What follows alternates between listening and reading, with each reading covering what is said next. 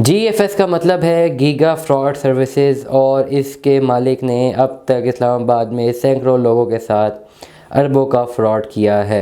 ये एक मैसेज जो है मुझे आया है और ये वालिबन मैसेज USA से आया है। और जो लोग ये बात कर रहे हैं ना, जब ये प्लॉट मिल रहे होंगे ना, तो इन्होंने में इतने गट्स नहीं होंगे कि ये बोले कि यार हम तो इसे फ्रॉड डिक्लेयर कर चुके थे।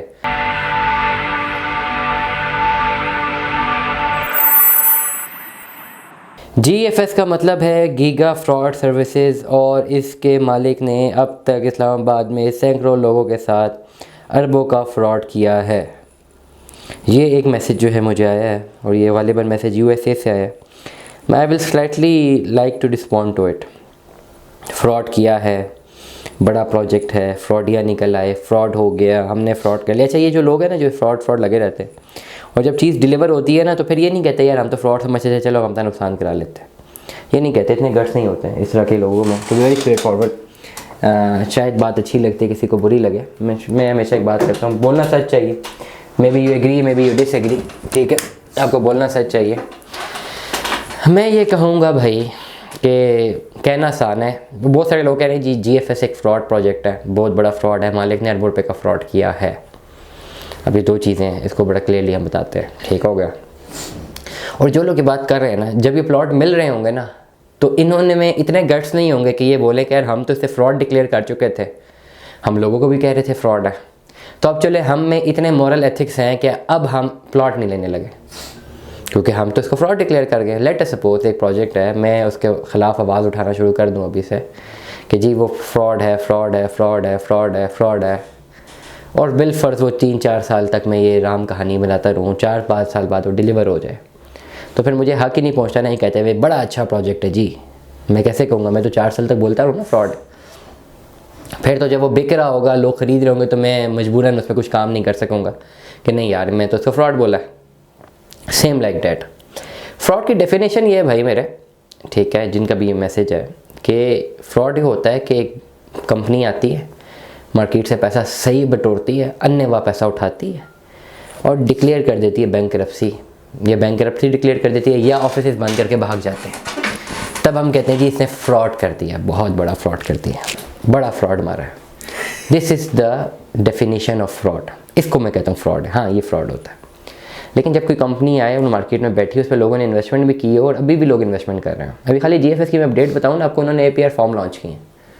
अब हम तो ये कहते हैं मार्केट डाउन है, बेड़ा गर्क हुआ हुआ है मार्केट का, इवन बड़े बड़े प्रोजेक्ट नीचे आए हैं, बेड़ा गर्क हुआ हुआ है, ये रियलिटी है। लेकिन मेरे अभी बड़े से कोई दोस्त भी भाई भी GFS में ही होते हैं। APR फॉर्म्स की बात है, कह रहे हैं अभी तक हम 4000 APR फॉर्म्स बेच चुके हैं।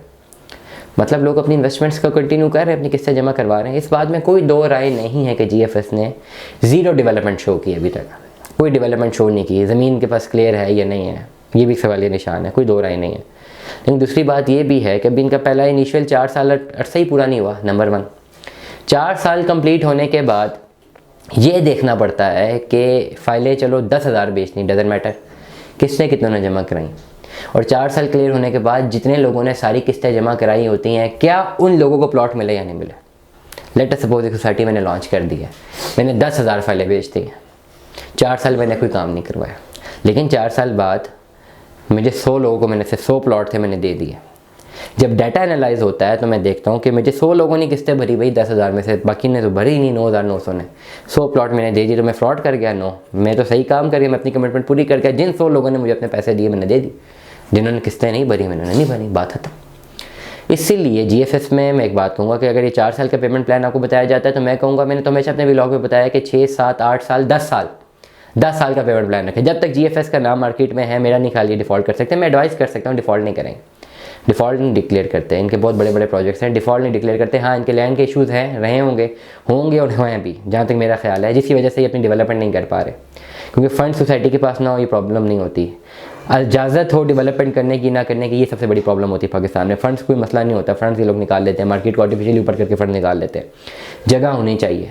हमारी नॉलेज के मुताबिक, जो मेरी रिसर्च है, कि इनका जो जनरल ब्लॉक है उसके पास इनकी लैंड क्लियर है, लैंड का इशू क्लियर है, उसके मसले को हल कर चुके हैं। मेरी इन्फॉर्मेशन के मुताबिक, मैं गलत भी हो सकता हूँ, लेकिन ओवरऑल एक इन्वेस्टर क्या कर सकता है, एक एंड यूज़र क्या कर सकता है, जिनकी इन्वेस्टमेंट हो चुकी हुई है। अगर आप अपनी इन्वेस्टमेंट करना चाह रहे हैं तो आप सोचें, 100-150 दफ़ा सोचें, अपनी सारी तसल्ली करें, जाएं अपनी उसको विज़िट करें, साइट को विज़िट करें, हेड ऑफिस विज़िट करें, रियल्टर्स को विज़िट करें, देख लें, समझ आती है, दिल मानता है, इन्वेस्टमेंट करें। मैंने अपने बड़े करीबी बंदे की इन्वेस्टमेंट करवानी थी कमर्शियल फाइल में, मैं चला गया गाड़ी लेके, मैं पूरा घूमता रहा, मैंने सारा गोल्ड ब्लॉक देखा, जनरल ब्लॉक देखा, मेन सी पैक रूट देखा, लोकेशन मुझे बड़ी ज़बरदस्त लगी। एनओसी मैंने देखा तो मुझे पता लगा जो ग्रीन सिटी का इन्होंने एनओसी ख़रीदा है, वहाँ एक सोसाइटी बन रही थी, वो क्लियर होगी, फारिग होगी, उन्होंने ख़रीद ली। लैंड तो मुझे लगी इनके पास की लैंड है, लेवल लैंड है, वहाँ पे क्लियर अगर मिलती है तो क्लियर होने के बाद यहाँ पे कोई मसला भी नहीं है इतनी डेवलपमेंट का, ये तो फ़ौरन लैंड डिलीवर कर देंगे। मैंने अपने क्लाइंट को बताया कि 6-7 साल तक वेट कर सकते हैं, 55 लाख रुपए का रिस्क है, ले सकते हैं, ऐसा ऐसा पैसे देने हैं, अगर ये प्लॉट निकल आया तो करोड़ों रुपए का, वरना सारा पैसा डूब जाएगा, क्या करना है। उसने कहा गो एड, ये निकल आएंगे प्लॉट, हमने इन्वेस्टमेंट कर दी, मैं कंटिन्यू कर रहा हूँ उसको। तो this is how you do your investment. सी पैक रूट के ऊपर अगर ये प्लॉट निकलते हैं तो ये आप समझते हैं 50-60 लाख के होंगे, ये करोड़ों रुपए के प्लॉट होंगे। आज से 10 साल बाद की वैल्यूएशन करें आप, 10 साल बाद देखें कितनी बड़ी वैल्यूएशन है। इसलिए पहले ही डिक्लेयर कर देना कि हर चीज़ फ्रॉड है, गलत है। मैं समझता हूँ कि कदरे गलत होगा, बिल्कुल गलत होगा। आपको जो है एक प्रॉपर कैलकुलेशन करनी। इस वक्त सारे प्रोजेक्ट्स का बेड़ा गर्क हुआ है, हर प्रोजेक्ट, इवन बैरियर टाउन जो है, कितना बड़ा प्रोजेक्ट है बैरियर टाउन, उसका बेड़ा गर्क हुआ। अब आपके पास क्या ऑप्शन है, या तो आप अपनी पोजेशनेबल प्रॉपर्टी लें।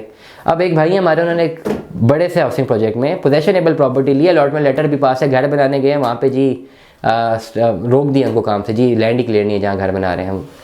पोजेशन लेटर पास, अलॉटमेंट लेटर पास, ज़मीन मौके पे मौजूद, ट्रांसफ़र करते वक्त बंद, सोसाइटी हेड ऑफिस से बोल दिया जी ये क्लियर है, और आप कह रहे हैं क्लियर नहीं है, आजकल मैं क्लियर होगी। This is the problem in Pakistan real estate. आपका मसला ये है कि आपको प्लॉट लेना ही लेना है, वरना मेरी एडवाइस है आप प्लॉट ना लेना। क्यों लेते हैं प्लॉट, आप पैसा की फैक्ट्री लगा दें, छोटी से छोटी फैक्ट्री लगाएं, अरबों रुपया कमाएं। क्यों लेते हैं प्लॉट, एक छोटे से फ्लैट हो किराए पे लेके रहना शुरू कर दें, कोई बड़ी बात नहीं। ना लेना प्लॉट आप खुद लेना चाहते हैं। अब जब खुद लेना चाहते हैं तो मैं कहता हूँ कि बस 25-30-40 लाख रुपया मौजूद हो, आप कैश इन हैंड पे कहीं भी प्लॉट ले लें, वो आपके पास नहीं है, बहुत सारे लोगों के पास नहीं है। दूसरी ऑप्शन आती है, सोसाइटीज़ आती हैं जी 2-4 लाख डाउन पेमेंट है, 15-20 हज़ार महीना किस्त, ये ऑप्शन होती है। लोग कहते हैं हाँ हम इनको अवेल करते हैं, ठीक है। जब ये ऑप्शन अवेल करेंगे तो फिर रिस्क फैक्टर रहेगा, 20-25 लाख का, 30 लाख का, 40 लाख का प्लॉट भी लेंगे ना, उस पर भी रिस्क फैक्टर रहेगा। ये भी रिस्क फैक्टर रन है, प्लॉट लेते हैं वो उस पर कब्जा हो जाता है, वो प्लॉट आपका नहीं होता। ये प्रॉपर्टी में सारे मसाइल रहते हैं, लेकिन फिर आपकी मजबूरी है ना कि आपने प्रॉपर्टी लेनी, आप प्रॉपर्टी ना लें।